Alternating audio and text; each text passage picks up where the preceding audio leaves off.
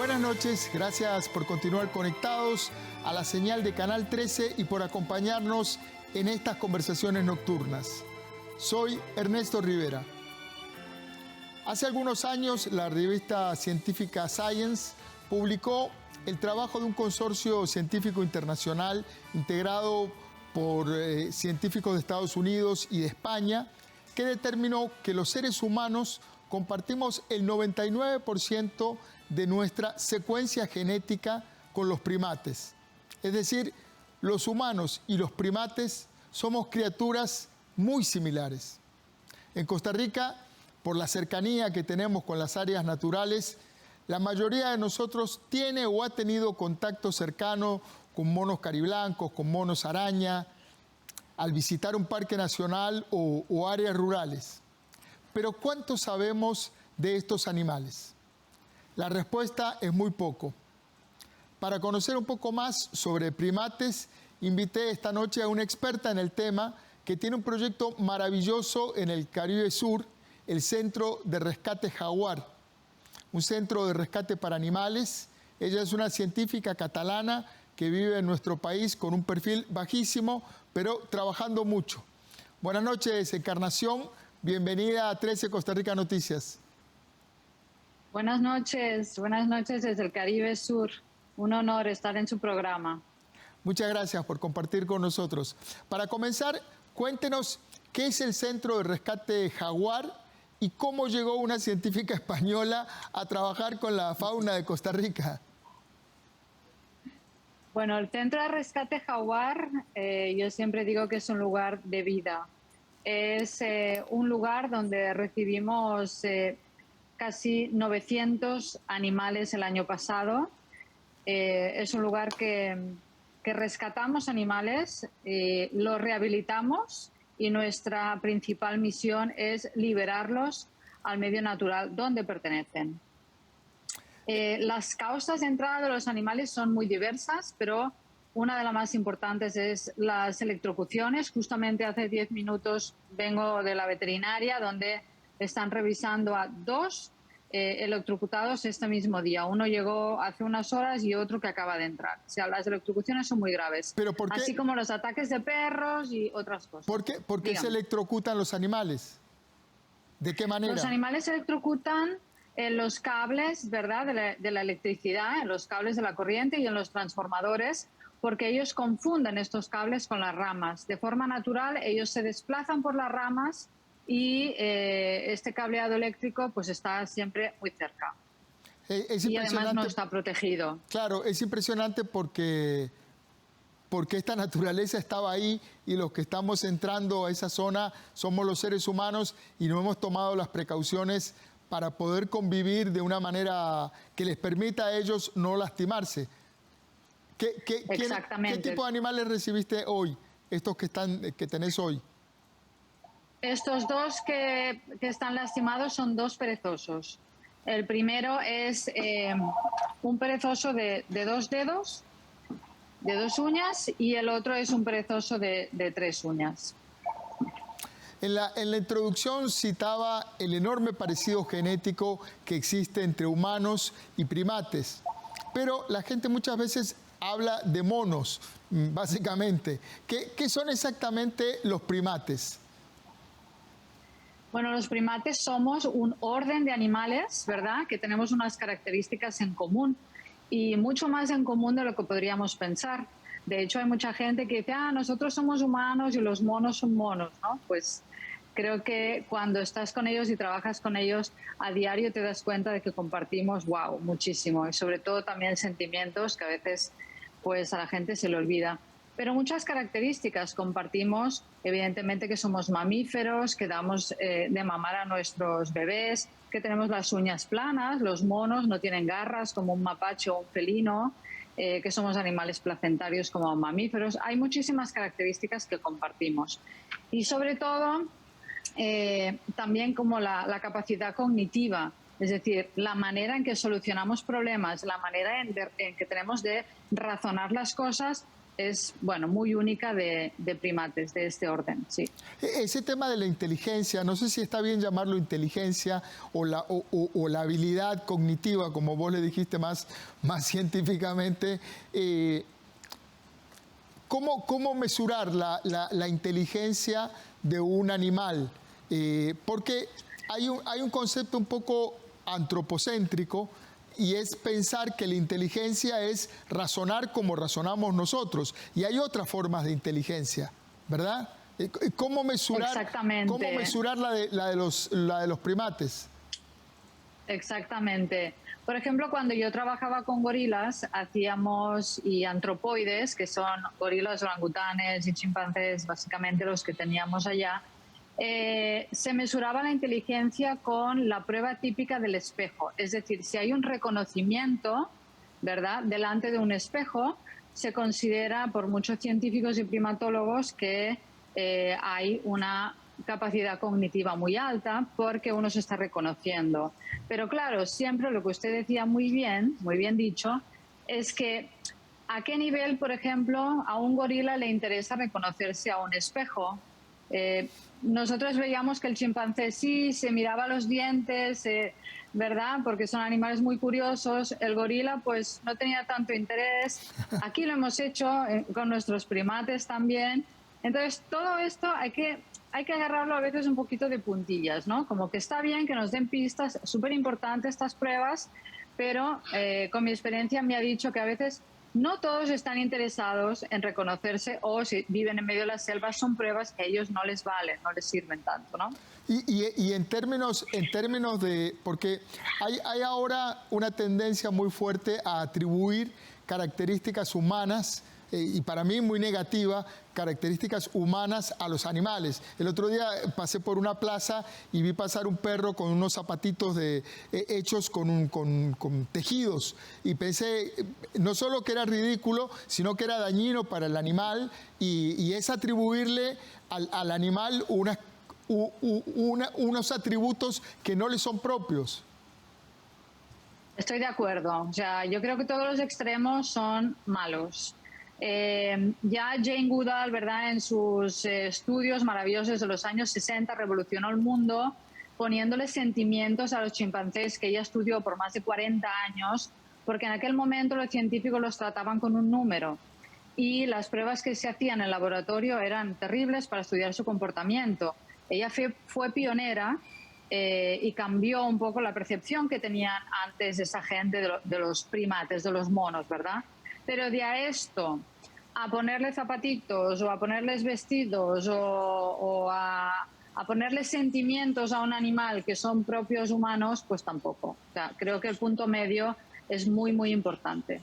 Sin olvidar sus necesidades, como sus características, ¿verdad?, específicas de género y especie, que son sus características de si tienen que vivir en grupos, si ocupan estar solos. O sea, eso yo creo que es el respeto, ¿no? De saber el comportamiento de cada especie y darles esto cuando tienen que estar en cautiverio por un tiempo o a largo plazo o lo que sea. Recién dijiste que habías trabajado con orangutanes. Me imagino que no es en Puerto Viejo de Limón en donde trabajaste con orangutanes. ¿Cómo fue esa experiencia con orangutanes? Trabajé con gorilas sobre todo, orangutanes también y chimpancés y toda clase de primates. Crié 10 bebés gorilas. La crianza es algo que a mí me apasiona y que es mi especialidad. Y eso fue en Barcelona, en el Zoológico de Barcelona, donde yo estaba estudiando la carrera de biología y los estudios de primatología. Entonces era el único lugar, evidentemente, donde yo podía tener contacto. También estuve en Alemania, en el Zoológico de Stuttgart, y estuve 8 años relacionada con todo este mundo, que me enseñó mucho las bases de lo que sé ahora, ¿verdad? Pero sí tuve claro que no quería pasar el resto de mis días en un zoológico. Entonces, de ahí empezó a nacer el Centro de Rescate Jaguar. Ahí mencionas un tema que me llama mucho la atención y no puedo dejar pasar de preguntártelo. ¿Qué hacía una persona como vos trabajando en un zoológico, que es una institución tan, perdón el calificativo, pero tan antiguo en su concepto y en un sentido tan detestable? Porque el zoológico de Barcelona es un lugar muy querido por los catalanes, por los barceloneses. Ahí vivía Copito de Nieve, que fue el único gorila albino del mundo. A pesar del concepto de zoológico, que podríamos estar horas discutiendo, ¿verdad? Si estamos de acuerdo o no, yo mi parte más así, obvio, y además viviendo aquí la naturaleza, uno siempre está en contra, en el sentido de lo que significa. Prefiero más la palabra santuario y animales que sí tienen que quedar por razones obvias, como el santuario que tenemos nosotros. Pero también hay que decir que hay zoológicos en el mundo que están jugando un rol muy importante, que son muy profesionales, y que no todo es malo, no todo es blanco, no todo es negro. ¿Okay? Entonces, yo en el zoológico de Barcelona tengo grandes compañeros. Los animales que ya están allí, que hay una población en Europa muy importante, no se sabría qué hacer con ellos, qué hacemos con todos estos. Y mientras están ahí, toda la gente que los cuida, como yo que dediqué 8 años de mi vida, tengo que decir que son grandes profesionales y que los quieren como si fueran su familia. Entonces, no es fácil el tema de los zoológicos. Claro. En toda Centroamérica hay distintas razas de monos. ¿Cuáles tenemos en Costa Rica y cómo se diferencian? En Costa Rica, aquí en el Caribe, tenemos el famoso mono congo, mono aullador, que es este que aúlla tan fuerte, que nos despierta en las mañanas y disfrutamos las tardes escuchándolo. Que además uno cuando los escucha por primera vez, sobre todo cuando llueve y se mojan, suenan como si estuviera en el árbol, estuviera King Kong, y después baja y es un mono de tamaño regular, pero tiene un rugido. Bueno, sí. De hecho, hay turistas que han escapado de acá del Caribe porque han pensado que era, bueno, algo monstruoso, ¿verdad? Esta anécdota la hemos vivido acá y fue bastante divertido. Luego tenemos los monos colorados, que le llaman así aquí la gente local, o monos araña, que son los más grandes en tamaño y son como pelirrojos, son muy, muy lindos. Y después acá en el Caribe tenemos el famoso cariblanco, que es como el más así, yo digo, tremendo, ¿no? Más difícil. Y en la otra costa, no en el Caribe, además tienen el saimiri, el mono, el tití, que le llaman así coloquialmente.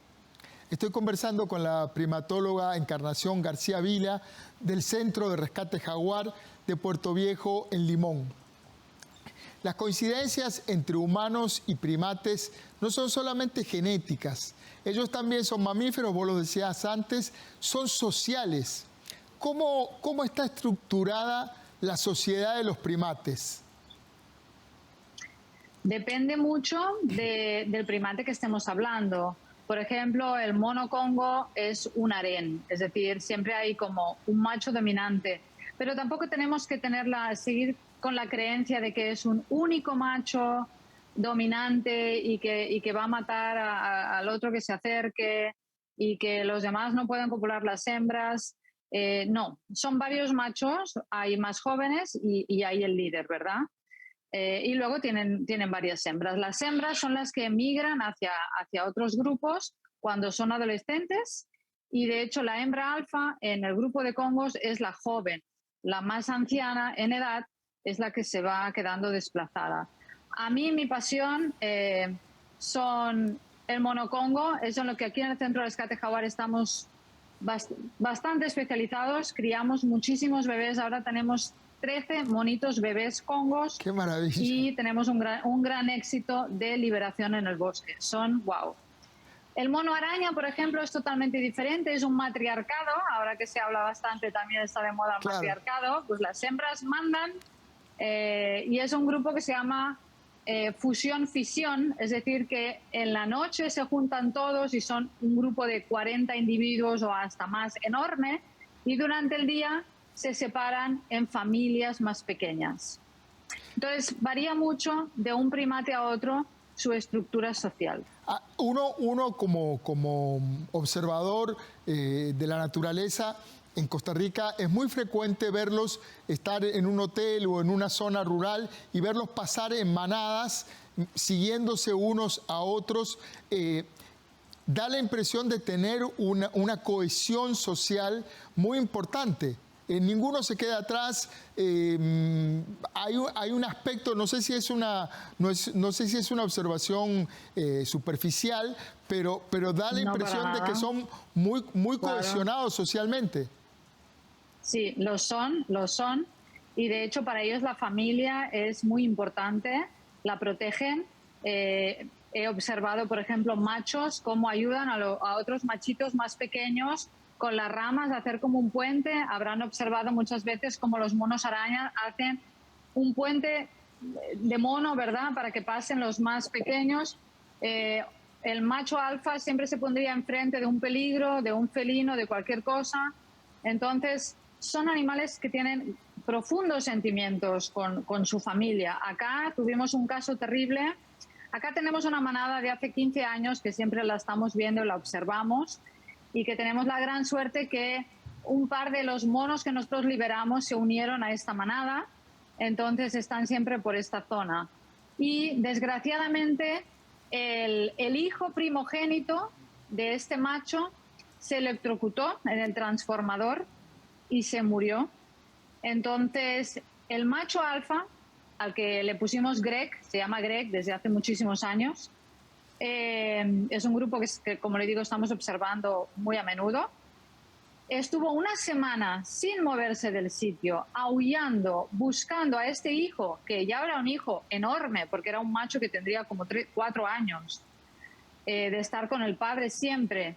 Y era desgarrador de escuchar este padre, que siempre andaban juntos los dos, eran los dos guapísimos, maravillosos, con una gran barba y muy, muy guapos.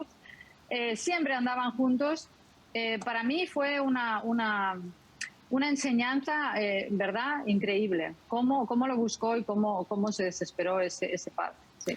Es interesante porque lejos de hacer esto que hablábamos antes, de atribuirle características humanas o humanoides a los animales, es necesario que la sociedad reconozca el sentimiento animal que tienen porque muchas veces los animales, incluso en el tema del desarrollo científico, se prueban cosas, se estudian enfermedades, se los utiliza como un elemento descartable, cuando en realidad se trata de seres vivos. Ahora, una de las destrezas que propiciaron el desarrollo humano a lo largo de la historia es el lenguaje y también el uso de las manos y de las herramientas. ¿Qué tan desarrollado está el lenguaje entre los primates? Pues parece ser que hay estudios nuevos, sobre todo el mono aullador, que creen que no solamente cuando ellos aúllan, ¿verdad?, en la tarde, es como porque antes se creía que era más como para evitar una confrontación directa. El mono aullador es un animal, yo siempre digo, muy, muy friendly, ¿no?, muy amistoso, porque en lugar de pelear como un chimpancé o un cariblanco, que son más guerreros, ellos son como pura vida. Entonces dice, ok, yo llego a mi árbol en la noche y le digo a todo el mundo, bu, bu, bu, bu, bu, bu, con mi voz, ¿no?, que estoy aquí, que voy a pasar la noche en este almendro o lo que sea. Pero parece que ahora hay estudios que no solo el otro grupo de 1 kilómetro de distancia tiene la información de cuántos individuos hay en ese grupo, qué tan fuerte es ese macho, porque por el aullido, ¿verdad?, de la voz, sí, uno puede saber, sino que parece que da información de la ruta que ellos van a hacer a la mañana siguiente. A mí me dejó un poco así este artículo, como diciendo, bueno, no sé cómo tomarlo, ¿verdad? Pero claro, sí hay cada vez más estudios sobre las vocalizaciones en toda la fauna en general, que creo que nos falta muchísimo para aprender. De eso estoy segura. Y yo, que convivo con ellos a diario, las vocalizaciones de los primates son algo espectacular y de lo que todavía tenemos que aprender. ¿Cuánto nos falta por entender el entorno en el que estamos inmersos, ¿verdad? Y cambiar sí, ese chip que durante tantas décadas tuvimos de que la naturaleza era un supermercado que estaba ahí para surtirnos de cosas o para divertirnos y no nos sentíamos parte de ese entorno como como un engranaje más del entorno, ¿verdad? Sí, yo creo que es muy importante lo que usted dice, porque solamente si la gente logra empatizar, entender, que salgan más artículos científicos realmente, que podamos divulgar, como en programas como este, la importancia de la biodiversidad en Costa Rica y todo, no dejaremos de ver escenas como las que me tocan ver a mí de animales, primates, por ejemplo. Tenemos a Paco, que es un mono araña, que pasó 27 años con una cadena al cuello, atado a un mecate de 1,5 metros. O sea, yo cuando fui a ese rescate, todavía se me saltan las lágrimas después de 20 años que hace que vivo en este país y casi 30 que me dedico al mundo de los primates. Entonces, esas escenas siguen pasando. Como una mona, también en la zona de Limón, una mona conga amarrada en el patio de una casa con el mecate encarnado alrededor de ella, ¿no? Creo que la educación, siempre que hablamos de la educación, tiene que ser de verdad. Tenemos que poder empatizar con que esos animales no están a nuestra merced, sino que tenemos, como usted dice, empatizar y poder entender que tienen sentimientos, si no, eso nunca va a cambiar. Lo que quería era invitar a la gente a que conozca cómo hace para ir al centro de rescate jaguar. ¿Cómo es? ¿Hay que pagar? ¿Tienen algunas actividades? ¿Qué es lo que puede esperar alguien que visite el centro de rescate? La gente, ¿cómo puede colaborar? Es muy importante que vengan, cuando vengan al Caribe y disfrutar de las playas hermosas que tenemos, pueden entrar a visitarnos. Tenemos visitas a las 9:30, 11:30. Para nacionales cuesta $15 y menores de 10 es gratuito. Y es una donación, una colaboración importantísima, vital para nosotros para seguir con estos 900 animales, ¿verdad?, que salvamos el año pasado. Qué bueno, qué bueno. Queda hecha la invitación. Nos queda poquito tiempo, pero usted es primatóloga, pero el centro se llama Centro de Rescate Jaguar. Yo me quedé un toque confundido, sí. Alude a otro animal. Aprovecho. ¿Cuál es la situación de los jaguares en Costa Rica y cuál es su protección, su número? ¿Están amenazados? Porque el jaguar es un animal en peligro de extinción, está en la lista roja de la IUCN como animal, ¿verdad?, en peligro de extinción gravísimo. Es el felino, el felino más grande de todo el continente americano que está más amenazado. Y nosotros nos llamamos Centro de Rescate Jaguar por una anécdota, porque aquí de los primeros animales que llegó fue un ocelote, un manigordo, como lo llaman acá, y todo el mundo en el pueblo nos empezó a decir la gente del jaguar, la gente del jaguar. Y cuando nos quisimos poner un nombre, pues ya lo teníamos, entonces fue difícil sacárnoslo. Se llama el Centro de jaguar Rescate en Costa Rica, en Tortuguero, sí creo que han hecho un censo ahora, hay como unos 33 o 28 jaguares, entonces... aquí también se ven huellas y hemos visto puma en la finca donde liberamos en Punta Uva, es decir que felinos tenemos, no estamos tan mal como en otros países, sí, pero hay que cuidarlos. Claro, justamente, me quedo con ese final, hay que cuidarlos, hay que cuidar la naturaleza, tenemos que aprender a convivir con ella, hay que reeducarse completamente y te felicito. Y te mando todo el apoyo al proyecto porque están haciendo un trabajo enorme y necesitamos tender puentes a esa naturaleza para poder encontrar un espacio de coexistencia. Encarnación García Vila, del Centro de Rescate Jaguar. Gracias, Encarnación. Buenas noches. Gracias, un placer. Buenas noches. Gracias a ustedes también por continuar ahí, por acompañarnos.